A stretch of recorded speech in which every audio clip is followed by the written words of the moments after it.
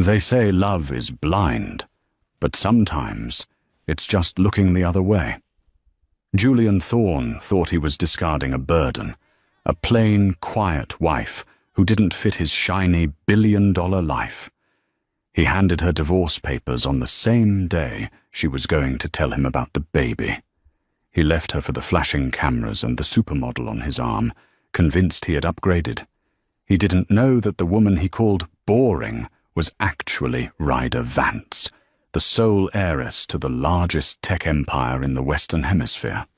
By the time he realized he had divorced the woman who could buy and sell him 10 times over, it wasn't just his marriage that was over. It was his entire world. This is the story of how a king threw away his queen, only to realize he was just a pawn. The rain didn't just fall on New York City that night. It battered the glass walls of the penthouse on 432 Park Avenue like it was trying to break in. Inside, the air was colder than the storm. Julian Thorne stood by the window, staring out at the grey abyss of Manhattan. He adjusted the cuffs of his bespoke Tom Ford suit, the fabric costing more than most people's cars. He didn't turn around when he heard the soft footsteps behind him. He knew the gate. It was hesitant, soft, boring. Julian? The voice belonged to Ryder.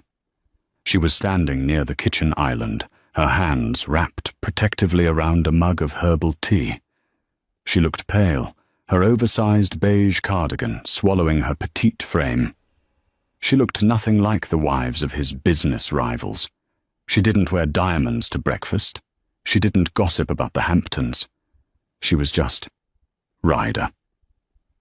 A librarian he had met 3 years ago in a coffee shop in Brooklyn when he was still climbing the ladder, before Thorne Enterprises had gone global.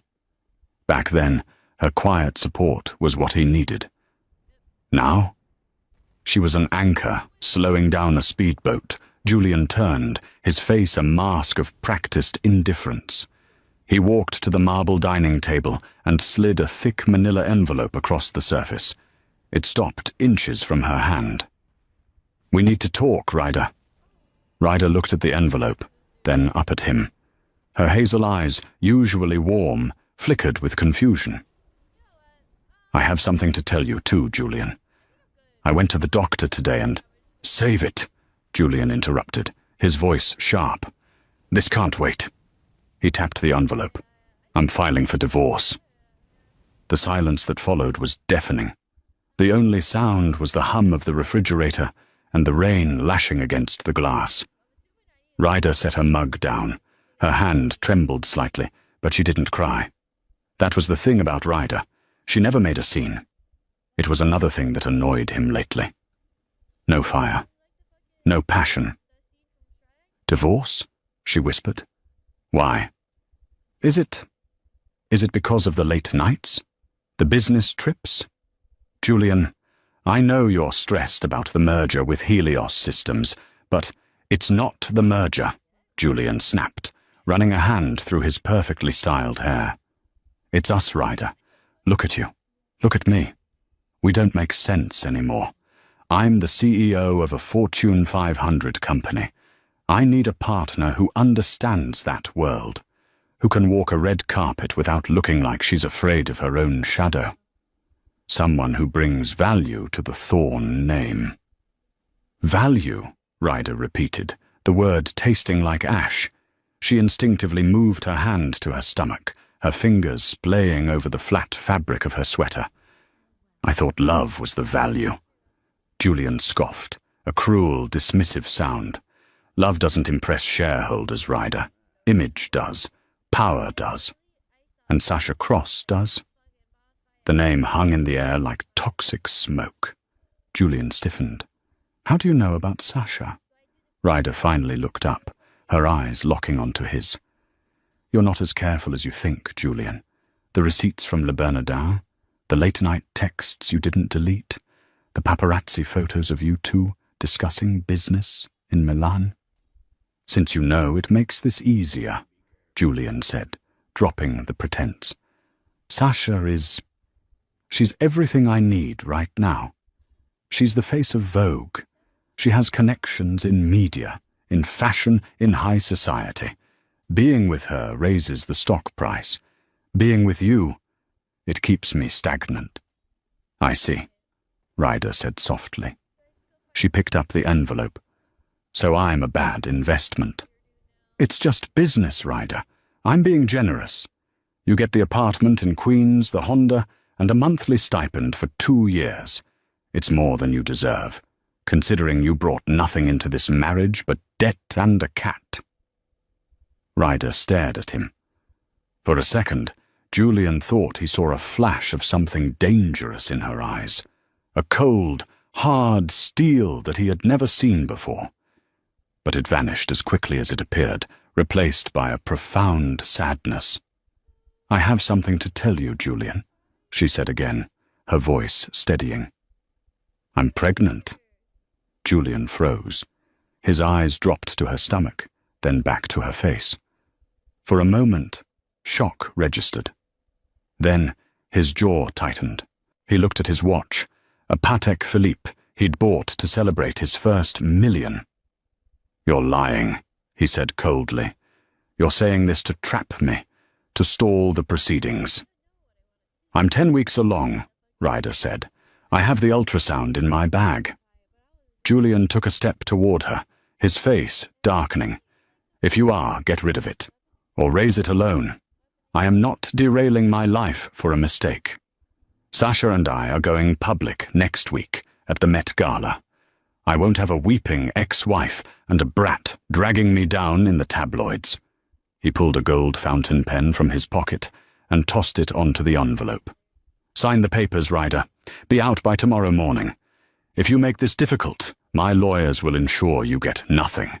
No stipend, no apartment, nothing." The front door chimed. Julian's face smoothed over instantly. "That will be Sasha. She's moving in tonight." Ryder felt the air leave her lungs. "Tonight? I haven't even packed." "Then you better start." The elevator doors slid open, and Sasha Cross walked in.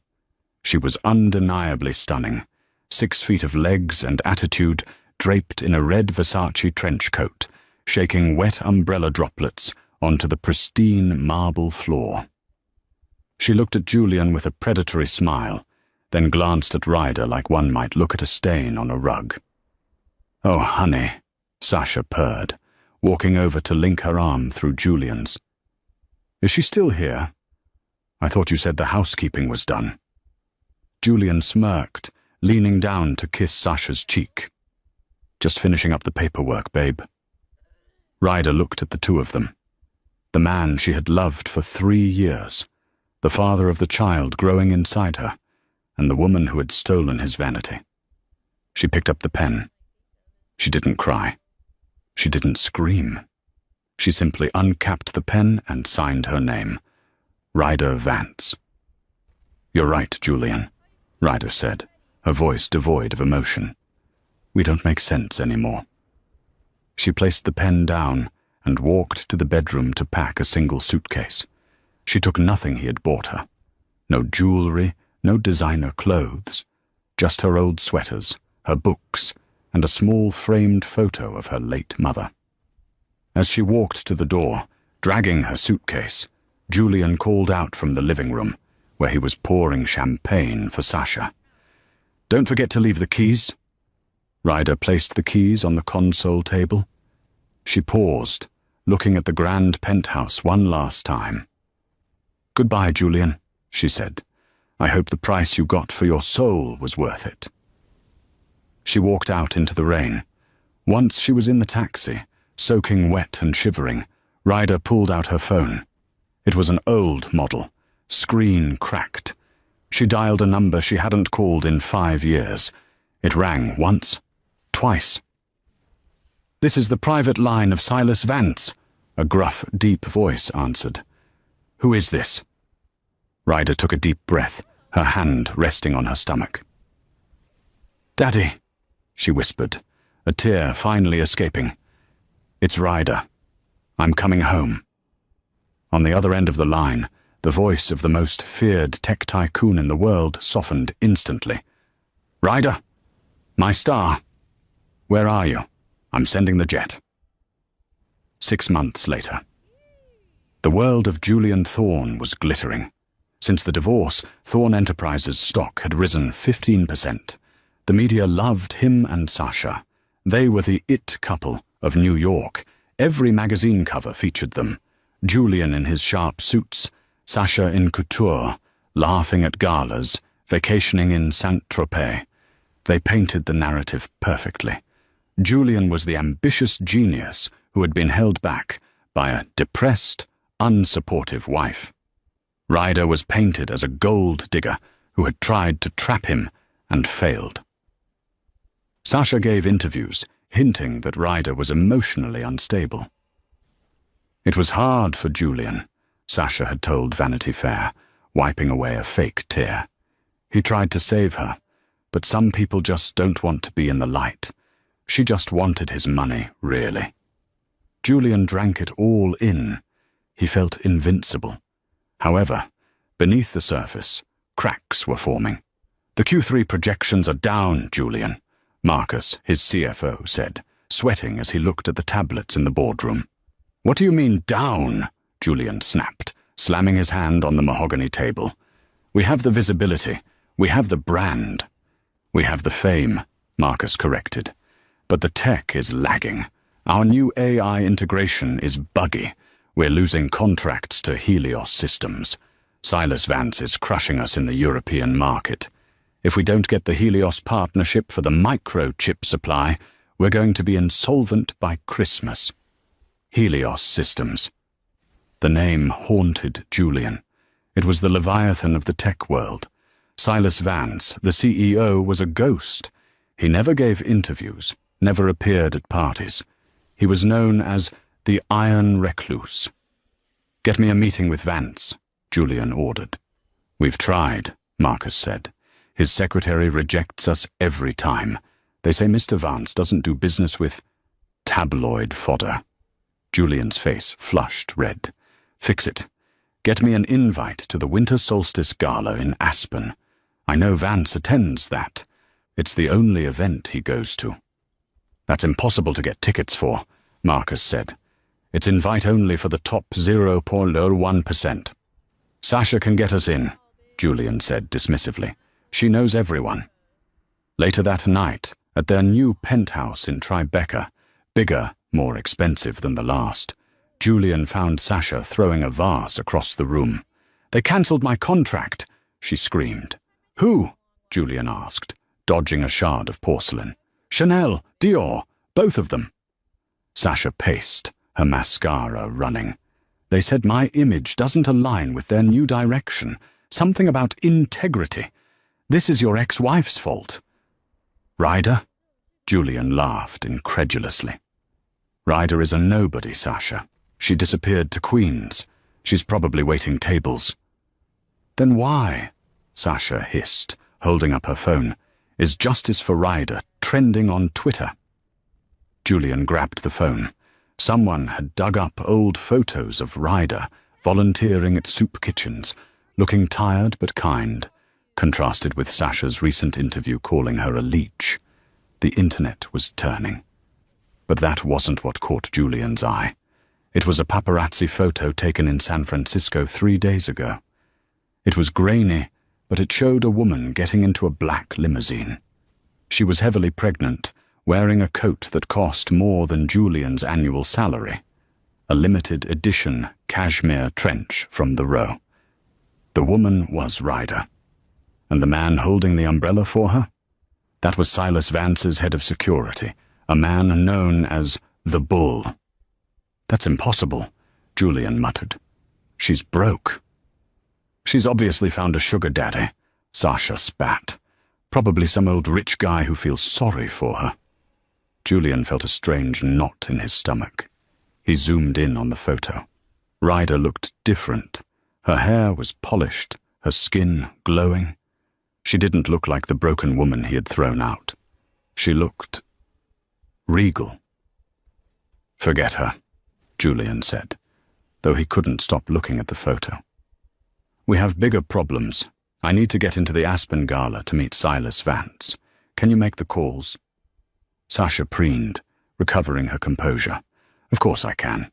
I'm Sasha Cross. I'll get us the best table.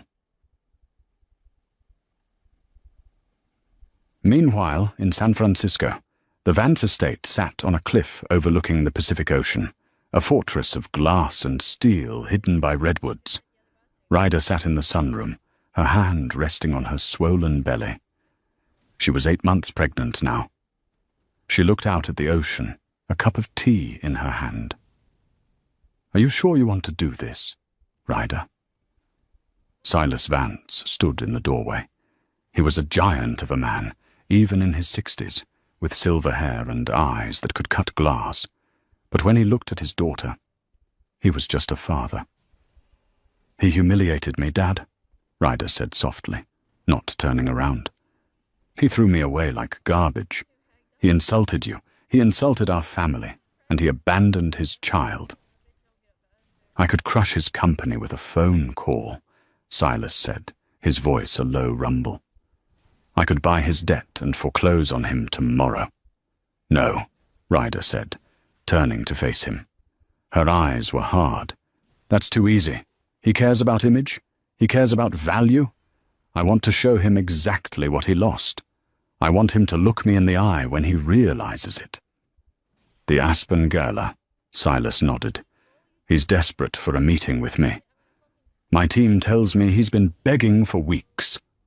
Grant him the meeting, Ryder said, but not with you. Silas raised an eyebrow. With whom? With the new Vice President of Global Operations for Helios Systems, Ryder said, a small, dangerous smile playing on her lips. Me. You're ready? Silas asked. The press will be there.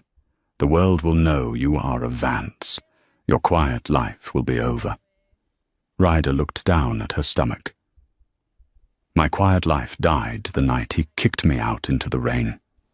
I'm not Ryder the librarian anymore, Dad. I'm Ryder Vance, and I'm going to take back what's mine. Silas grinned, a shark-like expression that terrified his competitors. That's my girl. I'll have the jet ready. 1 month before the gala.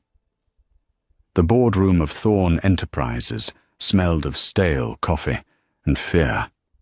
Julian Thorn sat at the head of the table, his tie loosened, a rare sign of disarray for a man who prided himself on perfection. The stock is down another 4 points, Julian, Marcus said, his voice trembling as he pointed to the screen. The rumors about the AI failure in the beta test leaked. TechCrunch runs an article tomorrow. If we don't have a savior by the end of the quarter, the board is going to call for a vote of no confidence. Julian rubbed his temples. The migraine had been there for 3 days. The savior is Helios Systems. The savior is Silas Vance. Did we get the invite to Aspen? We did, Marcus said, sliding a heavy cream-colored envelope across the table. But it cost us. We had to donate $500,000 to the Vance Foundation just to get on the wait list for a table. $500,000, Julian hissed. We don't have that kind of liquidity right now. We didn't have a choice, Marcus shot back. It's the only way you get into the room with him. And there's a catch. The invite specifies that all attendees must be vetted for security. They've been digging into your financials, Julian. If they see how leveraged we are... They won't, Julian said, standing up and buttoning his jacket. I'll charm them. I always do. Once I get face-to-face with Vance, I'll sell him the vision. He's an old dinosaur. He needs young blood like me to make Helios cool again. Julian walked out of the office, needing fresh air. He checked his phone. 5 missed calls from Sasha. No texts, just calls. That meant she wanted something. He called her back while waiting for the elevator. Where have you been? Sasha's voice shrieked through the receiver. I've been at the atelier for 2 hours. The designer is refusing to release the gown for Aspen unless we pay the full $50,000 upfront. He says my credit card was declined. Julian closed his eyes. Sasha, use the black card. I did. It didn't work. I'll call the bank, Julian lied. He knew exactly why it didn't work. He had lowered the limit to preserve cash flow. Just tell him to bill the company. Put it under marketing expenses. Fine, Sasha huffed. But hurry up. And Julian, people are talking. They're saying you're losing your touch. I need you to buy me those sapphire earrings we saw at Tiffany's. I need to look expensive in Aspen. If I look cheap, you look cheap. Julian hung up the phone without saying goodbye. He leaned his head against the cool metal of the elevator wall. For a split second, a memory washed over him. Ryder, sitting on their old couch, knitting a scarf. She never asked for earrings. She never screamed about credit cards. When business was tight in the early days, she had quietly transferred her own savings into their joint account and told him she found some extra money. He shook the thought away. She was weak, he told himself. Sasha pushes me to be better. Meanwhile, at the Helios headquarters in Palo Alto, the atmosphere was starkly different. The Helios boardroom was a sanctuary of calm, high-tech efficiency. The walls were smart glass, displaying real-time global logistics. Ryder sat at the head of the table. She was 8.5 months pregnant, but she didn't look tired. She looked formidable. She wore a custom-tailored navy power suit that accommodated her bump, her hair pulled back in a sleek, severe bun. The acquisition of the microchip plant in Taiwan is complete, Ryder said, her voice clear and authoritative. She pointed to a hologram floating above the table. This gives us control over 60% of the global supply chain. If Thorn Enterprises wants chips for their new AI, they have to come through us. The board members, seasoned veterans of the industry who had initially been skeptical of the boss's daughter, nodded in respect. She wasn't just Silas's daughter. She was a shark. She had spent the last 6 months reading every contract, every patent, every financial report. She knew Thorn Enterprises' books better than Julian did. "Excellent work, Ryder," Silas said from the other end of the table. He looked proud, but his eyes held a question. "We received the RSVP from Julian Thorn for the Aspen Gala." The room went silent. Everyone knew the history. The NDA Ryder had signed regarding her identity was ironclad, but the board knew she was divorced. They didn't know who the ex-husband was, until now. "He's desperate," Ryder said coolly. "His liquidity ratio is below 1.5. He's bleeding cash on image maintenance and bad R&D. He's coming to Aspen to beg." "Do we crush him?" one of the directors asked. Ryder smiled, but it didn't reach her eyes. "No, not yet. If we crush him now, he declares bankruptcy and walks away. I want him to negotiate. I want him to sign a deal that saves his company but strips him of control. I want him to hand me the keys to his kingdom, thinking he's won, only to realize he's working for me." She stood up, gathering her files. "I will handle the meeting in Aspen personally." "In your condition?" Silas asked gently. Ryder placed a hand on her stomach. The baby kicked, a strong, reassuring thump. "We're strong," she said. "Besides, the doctor cleared me for travel. It's time Julian met the real me. Not the librarian who made him tea, but the woman who owns his future." The Winter Solstice Gala, Aspen. The Little Nell Hotel had been transformed into a winter palace. Icicles made of crystal hung from the ceiling, reflecting the light of 1,000 candles. The air smelled of pine, expensive perfume, and old money. Outside, the snow fell softly. Inside, the temperature was rising. Julian Thorn adjusted his tuxedo. It was a Brioni, impeccable as always, but he felt like he was suffocating. Beside him, Sasha Cross was a vision in a sheer silver gown that left little to the imagination. It was stunning, yes, but in a room full of dowager countesses and tech billionaires wearing understated velvet and vintage pearls, she looked loud. "Stop checking your phone," Sasha whispered aggressively, smiling for a photographer. "You look nervous." "I am nervous," Julian hissed. "Vance is here. I saw his security detail. If I don't get 5 minutes with him tonight, we're done." They moved through the crowd. Julian scanned the room. Desperate. He saw the CEO of Google chatting with the Prime Minister of Canada. He saw the founder of Amazon laughing with a Saudi prince. This was the league he wanted to be in. "Mr. Thorne," a man in a black suit with an earpiece stepped in front of him. "Mr. Vance's party is seated in the private mezzanine. You have been granted an audience during the cocktail hour." Julian let out a breath he didn't know he was holding. Thank God. "Lead the way." "Just you, sir," the guard said, blocking Sasha. "Excuse me?" Sasha bristled. "I'm his partner. I'm Sasha Cross." "Strictly business, ma'am," the guard said, his face a stone wall. Julian turned to Sasha. "Babe, go get a drink. Work the room. I'll be back in 20 minutes with the deal of the century." He didn't wait for her answer. He followed the guard up the sweeping staircase to the VIP mezzanine, a secluded balcony overlooking the ballroom. His heart pounded. This was it. The moment he would charm Silas Vance. The guard opened a set of double doors. Julian walked into a private lounge. A fire crackled in the hearth. Standing by the window, looking out at the snowy mountain peaks, was a figure. But it wasn't Silas Vance. It was a woman. She was facing away from him. She wore a gown of deep, midnight blue velvet that cascaded to the floor like liquid night. It was elegant, regal, and undeniably expensive. Her hair was swept up in an intricate style, held in place by a diamond pin that caught the firelight. "Mr. Vance?" Julian asked, confused. "I was told—" The woman turned slowly. Julian's breath hitched. His brain couldn't process the visual data. It was Ryder. But it wasn't the Ryder he knew. The Ryder he knew wore oversized sweaters and no makeup. This woman radiated power.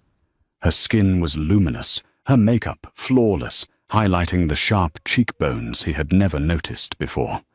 The diamonds around her neck were real, heavy, vintage sapphires that matched the engagement ring on her finger. No, not an engagement ring. A family crest ring. And she was heavily, unmistakably pregnant. "Hello, Julian," she said. Her voice was the same, yet different. It held a timbre of steel that hadn't been there in the kitchen in New York. "Ryder?" Julian whispered, stumbling forward. What are you doing here? How did you get in? Are you working catering?" It was a stupid question, and he knew it the moment it left his lips. No caterer wore a necklace worth a small island. Ryder laughed, a low, dry sound. "Catering? You always did lack imagination, Julian." She walked toward a high-backed leather chair and sat down gracefully, resting her hands on her stomach. "I'm here representing Helios Systems," she said calmly. Julian blinked. "You? You got a job at Helios? As what? An assistant?" "I'm the Vice President of Global Operations," Ryder corrected him. "And the majority shareholder." Julian felt the room spin. "That's impossible. You're a librarian. You have nothing." "I chose to be a librarian because I loved books," Ryder said, her eyes boring into his. "And I chose to live simply because I wanted to be loved for who I was, not for my checkbook. I wanted to see if a man could love Ryder, the woman, not Ryder Vance, the heiress." The name hit him like a physical blow. "Vance! Vance!" Julian stuttered. "Silas Vance. He's—" "My father," Ryder finished. Silence. Absolute, crushing silence. Julian's mind raced back through their 3 years of marriage. The way she never talked about her family. The way she had ironclad knowledge of complex subjects, but downplayed it. The way she never panicked about money, even when they were broke.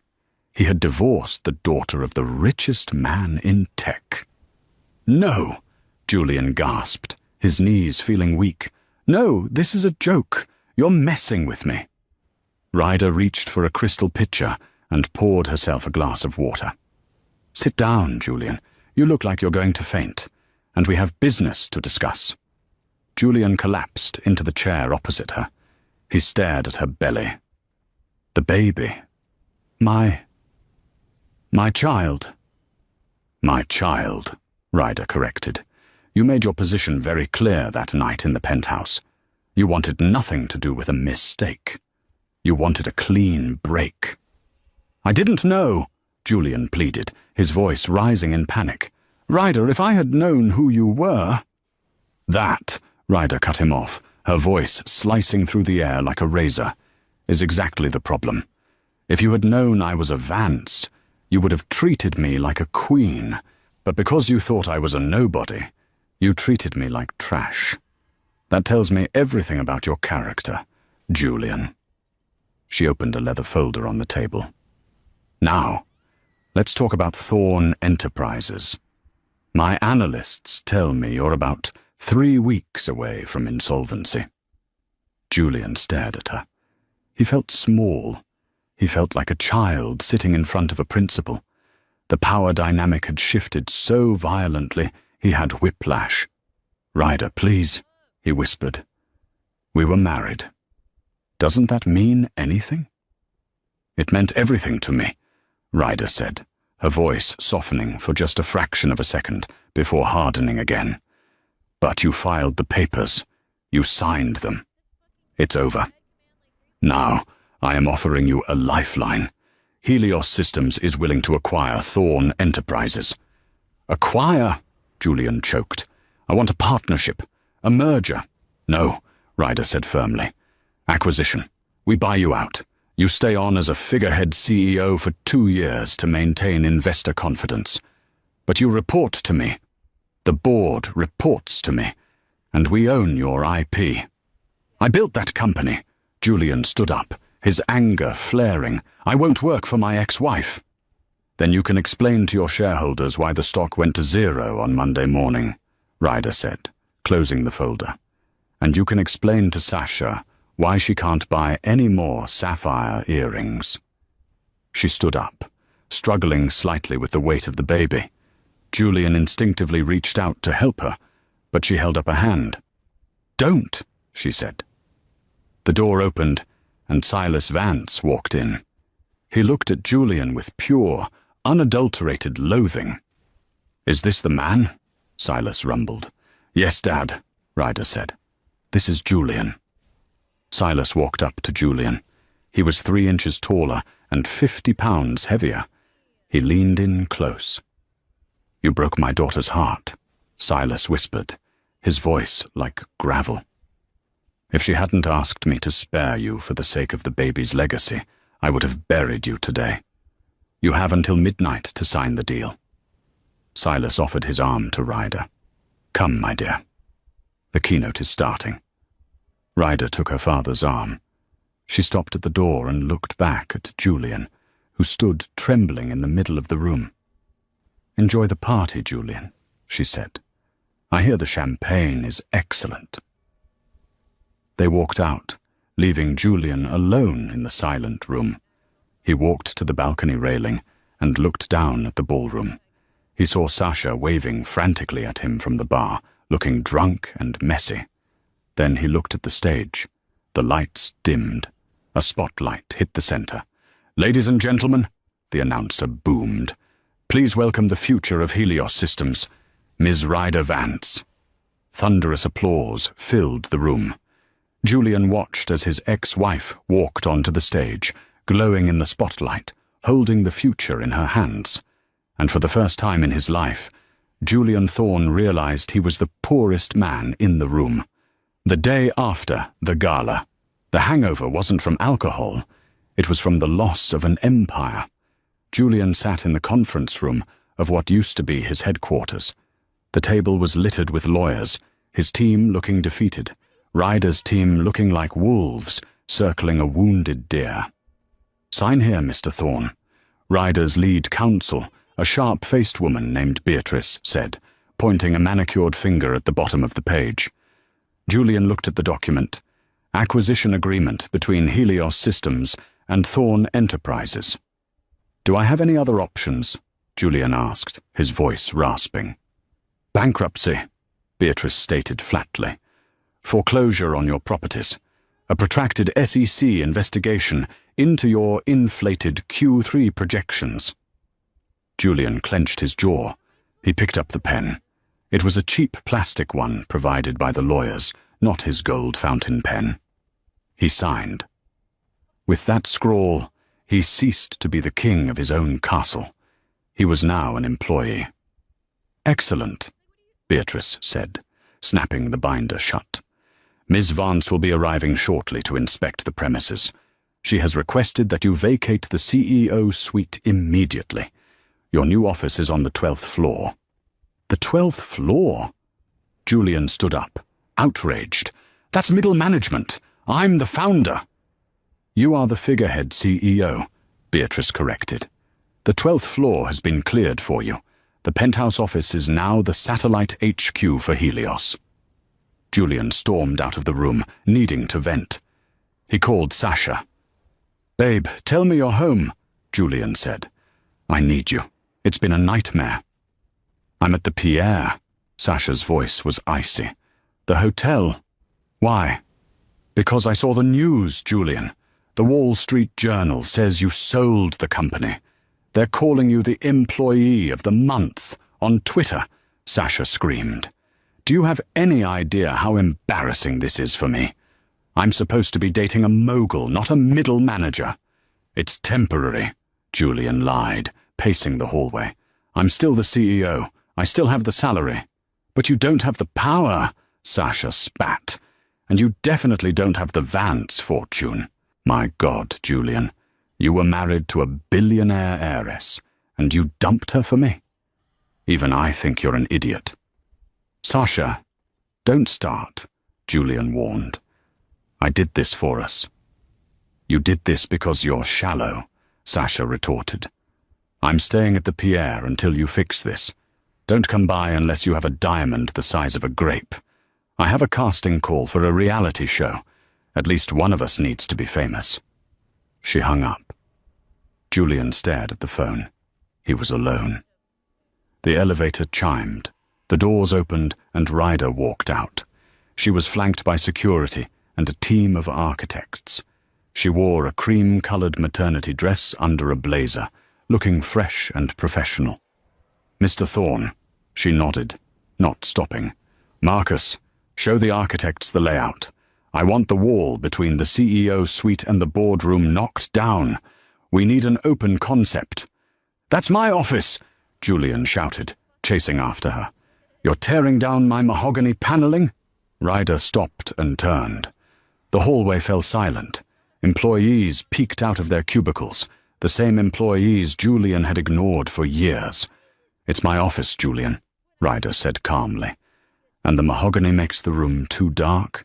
I prefer natural light, transparency, something this company has lacked for a long time." She looked him up and down. "Why are you still on this floor?" "Security.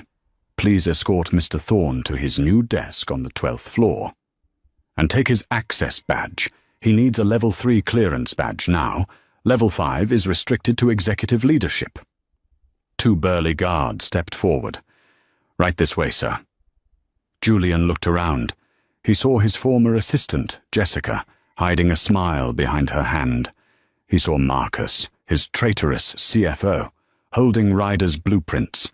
He was being evicted from his own life, and everyone was watching. 3 weeks later, life on the 12th floor was a purgatory.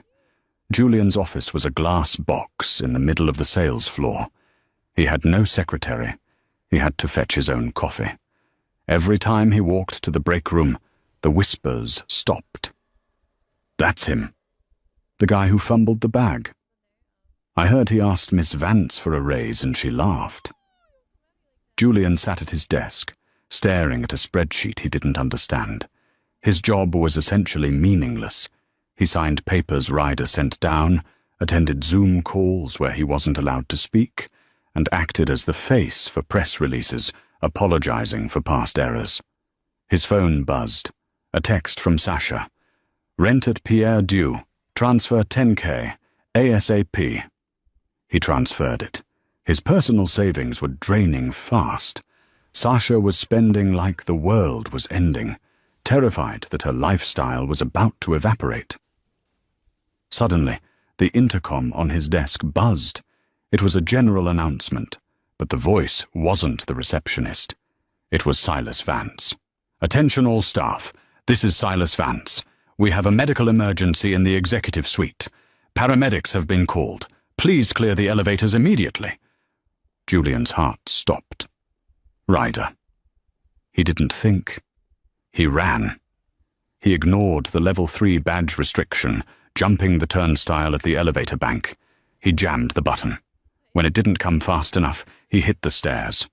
He ran up 30 flights of stairs, his lungs burning, his legs screaming. When he burst onto the top floor, chaos reigned. Paramedics were wheeling a stretcher out of what used to be his office. Ryder was on the stretcher. She was convulsing. "What's happening?" Julian screamed, pushing past a security guard. "Ryder!" Silas was running beside the stretcher, looking terrified. "It's eclampsia. Her blood pressure spiked. She's seizing." "I'm coming with her," Julian yelled. "No, you're not," Silas roared, shoving Julian back with surprising strength. "You've done enough damage." "That is my child," Julian shouted, grabbing the side of the stretcher as they entered the elevator. "She's my wife, ex-wife. You can't keep me from them." Ryder's eyes fluttered open for a second. She looked dazed, in pain. She saw Julian, sweating and panting, his tie askew. "Let him come," she whispered weakly, before her eyes rolled back. Silas hesitated, then glared at Julian. "Get in. If you say one word, I'll throw you down the shaft." The waiting room was silent, save for the ticking of a clock and the pacing of Silas Vance. Julian sat in a plastic chair, his head in his hands. It had been 4 hours. Doctors had been rushing in and out. The words emergency C-section and fetal distress had been thrown around like grenades. Julian prayed. He hadn't prayed in years, not since his mother died. But he prayed now. Let her be okay. Let the baby be okay. Take the company. Take the money. Just let them live. He realized, sitting in that sterile room, that he didn't care about the stock price. He didn't care about Sasha's earrings. The only thing that mattered was the woman he had called boring and the life they had created. The doors swung open. A surgeon in blue scrubs walked out, pulling down his mask. He looked exhausted. Silas stopped pacing. Julian stood up. "Mr. Vance," the surgeon said. "Is she—" Silas couldn't finish the sentence. "She's stable," the surgeon said. A collective breath was released. It was touch and go. The seizures were severe. We had to deliver immediately to save her life. "And the baby?" Julian asked, his voice cracking. The surgeon looked at Julian, then back to Silas. "You have a grandson, a healthy baby boy, 6 pounds, 4 ounces. He's in the NICU for observation because he's a few weeks early, but he's strong." Julian felt tears stream down his face. A son. He had a son. "Can we see them?" Julian asked. "Ryder is still recovering from anesthesia," the surgeon said, "but you can see the baby through the glass in the NICU." Silas nodded and began to walk away. Julian followed. "Where do you think you're going?" Silas stopped and turned, blocking the hallway. "To see my son," Julian said. "You gave up that right," Silas said, his voice low and dangerous. "You abandoned them. You don't get to celebrate the victory when you weren't there for the battle." "I am his father," Julian yelled. "My name will be on the birth certificate." "Biologically, yes," Silas said, "but a father protects his family. You discarded yours." Go home, Julian. Go back to your model. Go back to your empty penthouse. No, Julian said firmly. I'm not leaving. Silas stared at him for a long moment. He saw the desperation in Julian's eyes. Fine, Silas spat. Look, but do not touch, and do not think this changes anything. They walked to the NICU window. There, in a plastic incubator, hooked up to monitors, was a tiny, wriggling infant. He had dark hair, Julian's hair. He was kicking his legs, fighting the blankets. Julian pressed his hand against the glass. A sob racked his body. It was the most beautiful thing he had ever seen. He had spent his life building skyscrapers, but this was a masterpiece. He looks like you, Silas said, grudgingly, standing beside him. Unfortunately. What's his name? Julian whispered. She hasn't named him yet, Silas said. She was waiting. 2 days later, Ryder was moved to a private recovery suite. The room was filled with flowers, lilies from the mayor, orchids from Apple, roses from the governor. Julian had slept in the waiting room for 2 nights. He hadn't shaved. He wore the same wrinkled suit. He knocked softly on the door. Come in. Ryder's voice was weak but clear. Julian entered. Ryder was sitting up in bed, looking pale but radiant. In her arms, she held the bundle of blue blankets. You look terrible, Julian, she said softly. I deserve to, Julian said, standing at the foot of the bed. He looked at the baby. He's beautiful, Ryder. You did good. Ryder looked down at the baby. He has your chin and your stubbornness. Ryder, Julian started, his voice trembling. I know I can't fix this. I know I broke something that can't be glued back together. But seeing him, seeing you, I want to try. I'll fire Sasha. I'll quit the company if you want. I just want to be a dad. Please. Ryder looked at him with sad eyes. She didn't look angry anymore. She just looked tired. Julian, she said, you fell in love with a fantasy. You loved the idea of success. And now that you see I have it, you want me back. If I were still just Ryder the librarian, would you be standing here? Or would you be with Sasha? Julian opened his mouth, but the truth stuck in his throat. He didn't know.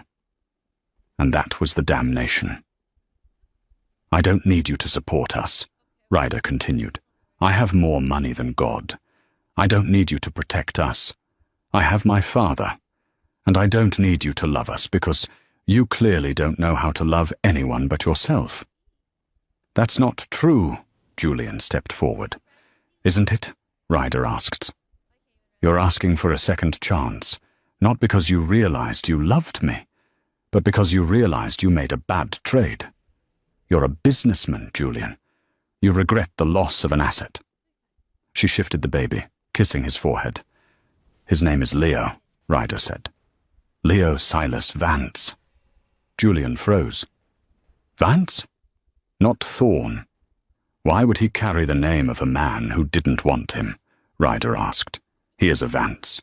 He is the heir to Helios, and he will be raised to respect women, not to discard them when they become inconvenient. You can't do that, Julian whispered. I can, Ryder said. My lawyers are drafting the custody agreement. You will get visitation, supervised at first. You will pay child support. Not because I need it, but because it's the principle. But you will not be his family. You will be his biological father. That is all. The door opened. It wasn't a nurse. It was Sasha. She stormed in, wearing sunglasses and a fur coat, holding a tabloid magazine. There you are, Sasha shrieked, ignoring the hospital setting. You've been ghosting me for 2 days, and look at this. She threw the magazine on the bed. The cover showed Julian sleeping in the hospital waiting room chair, mouth open, looking like a hobo. The headline, The Fallen King, Julian Thorne, sleeps on floor while ex-wife births billionaire heir. You're making me look like a joke, Sasha yelled. My friends are laughing at me. They say I'm dating a homeless man." The baby started to cry at the noise. Ryder's eyes went cold. "Get her out." "Ryder, wait." Julian tried to intervene. "Get her out," Ryder hissed, clutching Leo, "or I call security." Julian turned to Sasha. He looked at the woman he had destroyed his life for. She was selfish, loud, and empty. "Sasha," Julian said, his voice deadly calm. "Shut up." "Excuse me," Sasha gasped. "We're done," Julian said. "Get out! Go find another idiot." Sasha's jaw dropped. She looked from Julian to Ryder, then let out a screech of rage. "Fine! You're broke anyway. I've been talking to the producer of Love Island. I don't need you." She stormed out, slamming the door. Silence returned to the room. The baby settled down. "I sent her away," Julian said, looking at Ryder, hoping for a spark of approval. "I chose you." Ryder looked at him with pity. "You didn't choose me, Julian," she said softly. "You just ran out of other options." She pressed a button on the bed rail. "Nurse, I'm ready to rest now. Please show Mr. Thorne out." A nurse appeared instantly. "Sir, you need to leave." Julian looked at his son one last time. "Goodbye, Leo." He walked out of the room, the door clicking shut behind him. He was free of Sasha. He had seen his son. But as he walked down the hospital corridor, he realized the terrifying truth. He had cleared the wreckage, but the house was already burned to the ground. And the worst was yet to come. Because Sasha Cross was not the type of woman to go quietly. She knew where the bodies were buried, literally and metaphorically. Revenge wasn't a dish served cold. For Sasha Cross, it was served live on Good Morning America. To save herself from the sinking ship of Julian's failing reputation, she handed the authorities everything. The falsified Q3 reports, the inflated AI projections, and the secret emails Julian thought were deleted. "He made me do it," Sasha sobbed to the cameras, playing the victim perfectly. By noon, the FBI swarmed the 12th floor. Julian was dragged out in handcuffs past his former employees, the news tickers in the lobby screaming, "Thorne Empire collapses."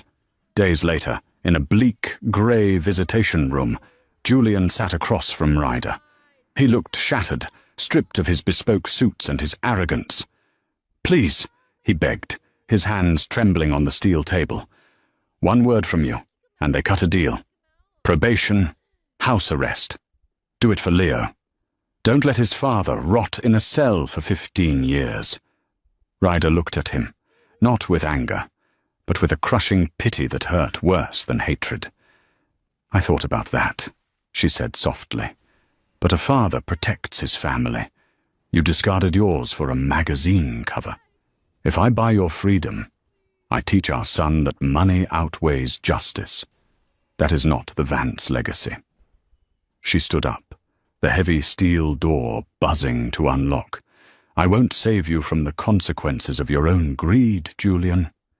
You wanted a life without me? Now you have it." 5 years later, golden sunlight bathed a San Francisco park. A maintenance worker in a grey uniform paused his sweeping to retrieve a red kite that had crashed near his trash cart. A 5-year-old boy with messy dark hair ran up, breathless and laughing. "Thanks, mister." The worker looked down.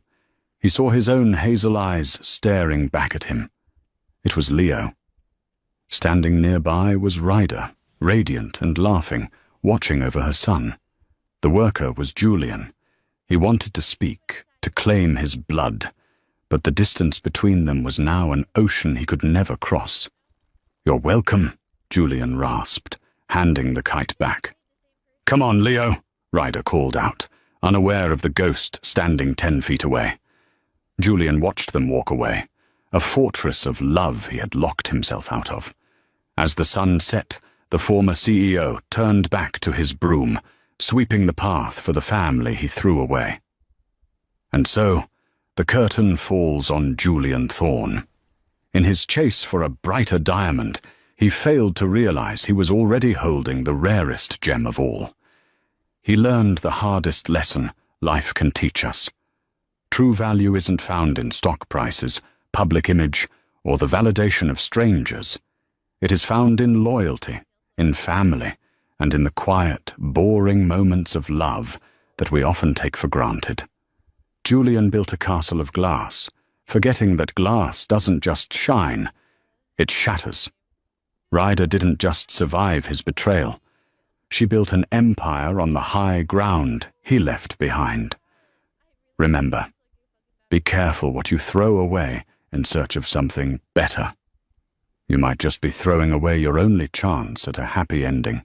And if you want more stories of karma, revenge, and shocking twists, make sure you subscribe and ring that notification bell so you never miss a drama. Share this video with a friend who needs a reminder that the grass isn't always greener on the other side. Until next time, keep your standards high and your circle loyal. Bye.